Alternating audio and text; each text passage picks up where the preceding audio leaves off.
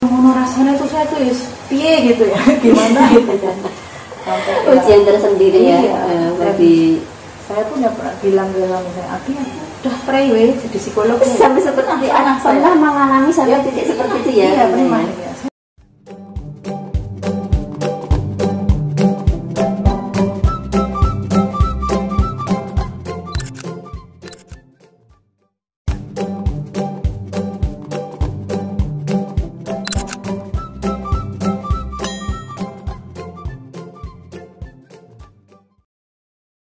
Bismillahirrahmanirrahim. Assalamualaikum warahmatullahi wabarakatuh. Ayah bunda dan teman-teman semuanya, kali ini edisi spesial kita akan berbincang-bincang dengan salah seorang pakar psikolog yang kalau saya bilang beliau ini tidak hanya secara teoritis saja berbicara tentang psikologi, tapi juga telah mempraktekannya dalam kehidupan sehari-hari. Utamanya di sini yang ingin saya ulik tentang beliau ini adalah bagaimana beliau menerapkan teori-teori psikologi yang dipelajari ini dalam rangka untuk mendampingi Ananda sehingga menjadi seseorang yang berprestasi, yang sukses dalam ukuran secara umum insya Allah. Nah, pada kesempatan kali ini kita akan berbincang dengan rekan saya, yaitu Bunda Tari atau Bunda Budi Lestari. Dia adalah seorang psikolog. Kita sapa dulu. Assalamualaikum Bunda Tari. Waalaikumsalam warahmatullahi wabarakatuh. Alhamdulillah sehat ya Bunda. Ya, alhamdulillah sehat. Mendampingi Ananda BDR belajar dari rumah. Ya, harus selalu waras ya. Luar biasa ya, harus selalu waras. Dan insya Allah Bunda Tari ini paling jago ya untuk menjaga kewarasannya karena bekalnya juga sudah luar biasa. Baik Bunda, ini penasaran sekali. Saya ingin mendapatkan banyak cerita dari Bunda Tari tentang perjalanan dan pengalamannya mendampingi putra-putrinya. Teman-teman semua, Bunda Tari ini punya 2 putra dan 1 putri. Jadi 3 anandanya. Pertama laki-laki ya, kedua laki-laki, yang ketiga adalah perempuan. Dan tentu dari ketiganya itu warna-warni ya Bunda ya. Ya, pelangi sekali. Pelangi sekali. Jadi nggak bisa disamakan anak pertama, kedua, ketiga. Ya. Dan saya mendapat bocoran sedikit dari Bunda Tari ini, banyak hal yang nanti akan bisa menjadi inspirasi bagi kita semuanya, karena ternyata tidak semudah yang dibayangkan ya, tidak seperti kita meniti jalan yang mulus begitu ya dalam mendampingi putra putrinya. Baik Bunda Tari, untuk kali ini kita fokus pada ini ya, luar biasa prestasi yang dicapai oleh putra putri beliau, putra Bunda Tari ini. Ini adalah Piala Wali Kota Salatiga, kejuaraan turnamen sepak bola juara 2 ya, tahun 2007, Jateng DIY ya? Iya. Jateng DIY tahun 2007 juara 2. Sama timnya tentunya ya. Iya, sama timnya. Kemudian yang kedua ini, wah berat sekali. Jateng DIY sama. Jateng DIY yang ini juara 2 tahun 2017. Dan sebenarnya masih banyak lagi prestasi-prestasi dari Ananda Bunda Tari ini. Selain piala-piala juga banyak sekali tertumpuk di atas, dan ini ada salah satu medali, ini kejuaraan nasional ya. Kejuaraan nasional tahun 2019 juara 3 ya. Ya. Juara 3. Jadi juara ini dengan tim Bonanza, tim bolanya. Yang ini dengan tim bola Mas Afis ya, Ya. dengan Bonanza juara 3 nasional. Kemudian yang ini Popda ya. Iya. Popda, jadi tingkat Provinsi Jawa Tengah juara 1 bersama dengan tim SDIT Nur Hidayah. Sewaktu Mas Afis gitu. Dari Nur Hidayah 2 anak. Dari Nur Hidayah 2 anak. Sewaktu itu Mas Afis masih SD ya. Sekarang sudah SMP. Sudah SMP. Ya. Baik, ini gambarannya Ayah Bunda dan teman-teman semuanya. Pasti banyak hal yang menginspirasi nanti dari cerita Bunda Tari ini. Kok tiba-tiba langsung dapat seperti ini gitu, apa ya jalannya mulus-mulus saja atau mungkin banyak lika-likinya. Monggo Bunda Tari untuk menyampaikan pengalamannya kepada teman-teman semuanya. Ya, baik. Terima kasih sebelumnya ya. Iya. Ketika diminta cerita, nanti saya udah bingung nanti nggak selesai-selesai karena cerita sekali begitu ya. Nanti bisa nggak apa-apa. Iya. Nanti bisa beberapa periode mungkin. Betul. Yang jelas ini mungkin perjalanan awalnya. Iya. Intinya itu kan untuk mendapatkan seperti ini istilahnya ini bukan satu tujuan utama. Ini ibaratnya bonus, sekali lagi bonus karena kita nggak nyangka juga akan seperti ini. Ya. Awalnya memang nggak kebayang ya tujuannya akan seperti ini ya. Tidak sama sekali. Ya, jadi mungkin Bunda mesti tahu begitu ya. Bunda Mustika ini tahu bagaimana riwayat perkembangan anak saya. Ini mungkin kalau anak saya tahu, mungkin insya Allah nggak tahu ya. Udah nggak usah cerita cerita, malu aku sih. Bismillah, saya niatkan untuk berbagi. Betul. Dan saya juga menjauhkan diri dari rasa apa istilahnya ria begitu ya. Jadi panjang ceritanya. Ini dari A dulu ya. Iya, betul. Yang jelas masing-masing anak itu kan berbeda ya. Berbeda, kalau bahasa psikologi itu setiap anak itu unik. Dari anak yang 1, 2, 3 itu ya berbeda sekali seperti warna-warna pelangi tadi. Nah, untuk anak saya yang kedua ini kalau secara psikologis begitu ya, dia bisa dibilang ada semacam kayak keunikan tersendiri yang disebut spesifik learning disorder atau gitu. kesulitan belajar yang spesifik. Nah itu ini mungkin nanti kalau mau dibahas lebih lanjut nanti ya di sesi lain. Nanti ada seminarnya sendiri. Ya, kalau saya ngomong teori nanti nggak rampung-rampung, nggak jadi cerita. Yang jelas ini memang menarik seperti itu ya. Yang jelas itu yang dialami anak saya. Dia mengalami kesulitan belajar yang sifatnya spesifik. Nah, saya jelaskan sekilas aja. Nanti detailnya bisa lain waktu karena saya belajar ini pun lama sekali gitu ya. Jadi kalau cuma beberapa menit bingung. Yang jelas kesulitan belajar spesifik itu gambarannya begini. Kalau secara IQ, di tes IQ lengkap begitu ya Bunda Nusya. Itu IQ-nya bagus. Maksudnya bagus itu cukup ke atas lah, rata-rata ke atas. Tetapi memang antara kan kecerdasan itu ada dua gitu ya, kecerdasan verbal dan performance. Verbal itu kecerdasan yang bentuknya terlontarkan dalam bentuk kata-kata ketika ditanya 2 kali 2 berapa? 4 dan gitulah. Tetapi kecerdasan performance itu yang sifatnya misalnya gini, 2 kali 2 berapa? 4 dituliskan atau diucapkan dalam cara yang bentuk jumlahnya 4 itu yang lemah. Nah, saya itu ada jomplang antara keduanya. Verbalnya tuh oke kalau ditanya gitu ya, ini jawab bisa. Tetapi kan ya sistem pembelajaran kita kan memang masih seperti itu dan mungkin apa istilahnya itu memang ya saya paham memang itu yang harus kombinasi semuanya sehingga ya kalau tidak tertuliskan dalam bentuk itu ya hasilnya bisa dibilang kan ya kurang. Gurunya juga mau nilai dari mana ya? Dianggapnya saya bisa gitu ya. Seperti itu. Itu gambarannya dialami anak saya. Nah, insya Allah bisa dipahami di awal begitu ya. Nah, ketika tahu kondisi begitu, ya saya sebelumnya belum tahu dulu. Ini janjiannya ini kenapa sih anak saya? Nah di awal ya wajar ya namanya orang tua gitu ya. Ya anakku ini kenapa sih Apalagi beda ya. Jadi kan pertama dan keduanya beda. Jadi mungkin kok beda sama kakaknya gitu ya. Iya. Apalagi dengan yang saya bawa gitu ya, psikolog pernah sih ada yang anak psikolog kayak ngono ya. Nanti saya akan cerita beberapa hal lagi yang jelas itu gambarannya di anak saya. Tetapi untuk menemukan itu pun juga tidak serta merta. Ya, begitu. Itu dulu mungkin sekilas. Cerita yang lain lagi langsung. Iya.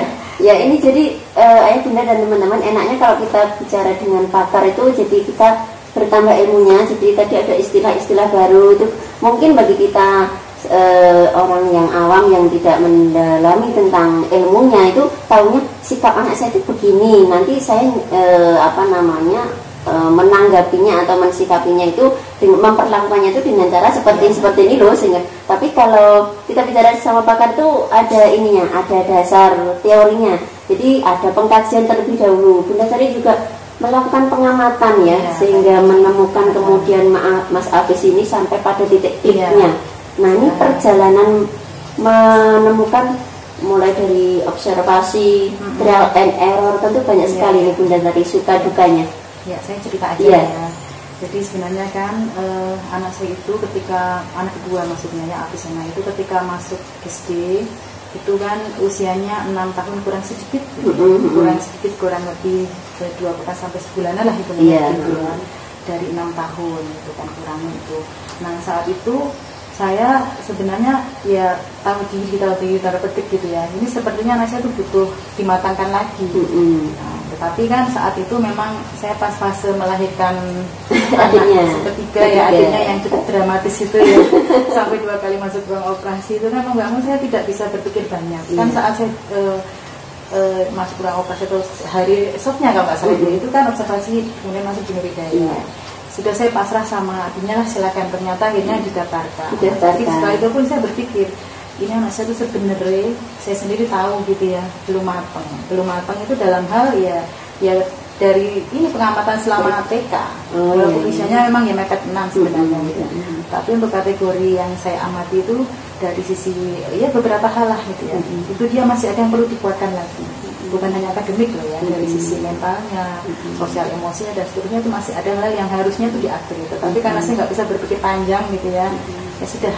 Nah, dan mau nggak mau kan setelah masuk SD, ketika itu pemulihan saya kan cukup lama gitu ya, tidak bisa ya secepat kalau operasi yang standar biasa karena saya memang agak spesial saat itu kan gitu ya, harus butuh waktu yang tidak sebentar, sehingga akhirnya saat itu pun saya nggak bisa mendampingi ekstra di mana saat-saat urgent kan itu ya, kelas 1 awal membaca juga belum lancar, menulis pun juga masih belum lancar. Iya, nah, tapi alhamdulillah saat itu ada bunda yang sangat baik mendampinginya gitu ya. Saya bisa kasih masukan, bunda untuk seperti ini, baiknya gini itu bisa. Dan ada pendampingan khusus untuk itu sehingga akhirnya 1 semester kalau nggak salah sudah bisa lebih lancar dari sisi ada banyak kemajuan dari sisi kemampuan baca tulisnya itu. Nah itu perjalanannya. Kemudian ya karena memang kurang matang sebenarnya sudah ya tadi tahu diri. Saya sempat bilang gitu kan ya, kalau nggak salah itu ke kepalanya saat ke sekolah ya. Iya ke pihak sekolah. Kalau misalnya nanti sepertinya tuh belum begitu matang gitu ya, ibaratnya boleh nggak sih jadi pupuk bawang, sebenarnya kan nggak ada istilah pupuk bawang gitu kan zaman saya SD dulu gitu kayak ikut-ikutan aja ya. Karena ya itu tadi saya merasa start awalnya sudah begitu, sudah belum matang, saya belum bisa dampingin juga lebih ekstra di situ gitu ya. Kemudian ya ternyata kan di perjalanan ini insya Allah bukan karena perasaan suudon aja enggak gitu ya, tetapi karena memang saya memahami itu secara teorinya tahu gitu kan ya. Saya bilang kalau misalnya nanti mengulang bisa enggak gitu. Saat itu saya sempat terlontar kayak gitu, tapi bismillah kok dicoba dulu. Nah mulai kan kalau kelas 1-2 kan memang relatif lebih mudah ya. Tetapi itu pun sudah mulai ada yang istilahnya KKM ya. Di bawah KKM, tapi kurang tuntasnya itu 2-3 itu sudah kayak langganan gitu.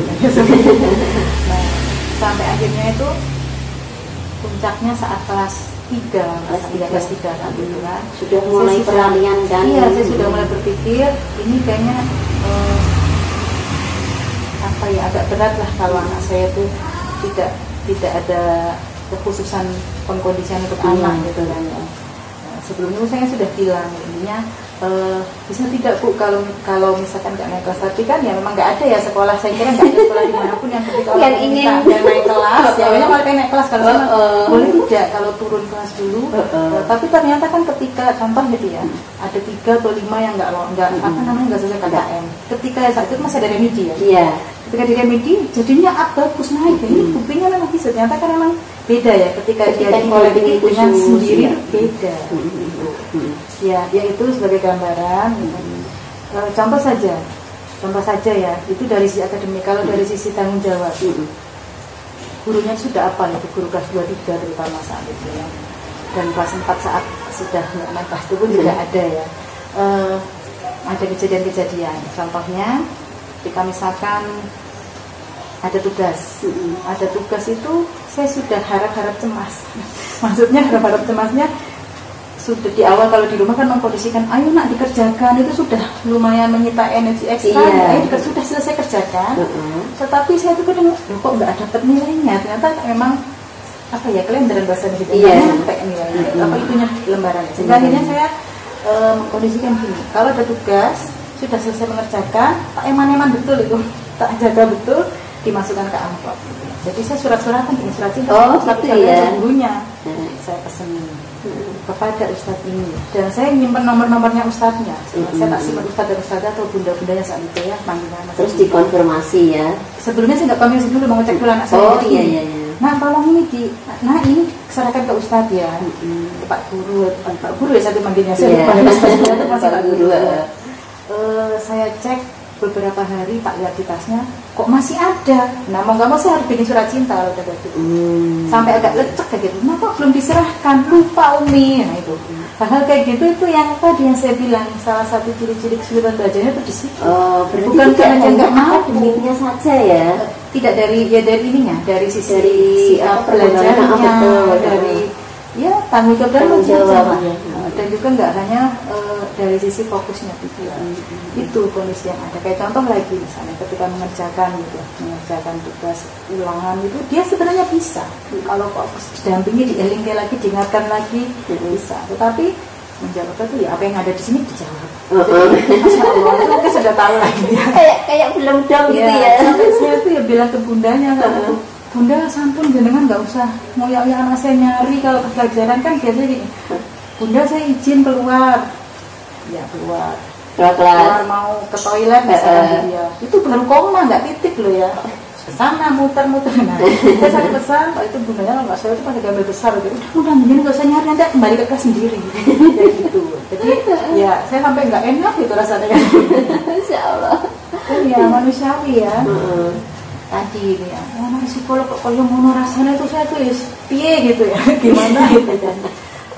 Ujian tersendiri ya bagi saya pun ya pernah bilang ke misalnya Abi udah pray jadi psikolog sampai seperti anak saya pernah mengalami sampai titik seperti itu ya. Iya benar ya. Saya tak berhenti lah jadi psikolog ya. Kalau mengenai orang lain bisa sudah semua teori tak pakai ya sudah. Padahal itu sebenarnya nggak hanya psikolog loh, guru juga begitu sama guru ngajarin ada orang lain manut ngajarin lain dewi. Tapi terus akhirnya setelah itu kan dimotivasi juga dia support ya. Psikolog kok jangan nyerah gitu ya. Kalau nggak bisa teori, buat teori sendiri, teori baru. Jadi akhirnya alhamdulillah saya terus termotivasi untuk nyari tahu janjian itu kenapa, sebenarnya ini ada apa sih, kenapa. Sampai akhirnya ketemu yang tadi di awal saya bilang ternyata ini loh yang karena ini. Itu tuh berarti mulai klik penemuannya itu pas kelas berapa? Kelas